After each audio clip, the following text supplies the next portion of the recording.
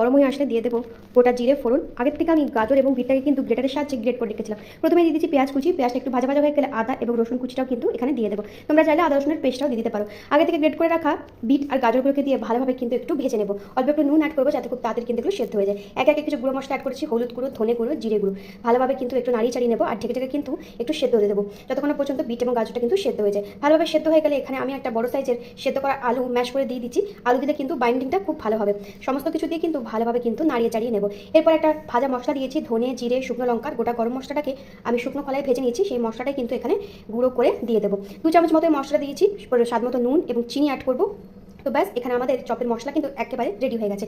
এবারে মশলা ঠান্ডা হয়ে গেলে গোল গোল করে পাকিয়ে নেবো। আর মাঝে কিন্তু আমি ডিম অ্যাড করেছি। আমি একটা ডিমের 4 ভাগ করে নিয়েছি, তোমরা চাইলে হাফ ডিমও কিন্তু অ্যাড করতে পারো। এভাবে প্রত্যেকটা চপ কিন্তু আমি ভালোভাবে করে নিয়েছি। তো চপের সাইজগুলো কিন্তু একটু বড় বড় হয়েছে যেহেতু ডিম অ্যাড করা হয়েছে। এরপরে আমি একটা ব্যাটার বানিয়ে নিয়েছি। একটা প্লেটে রেখেছি শুকনো ময়দার গুঁড়ো, আরেকটা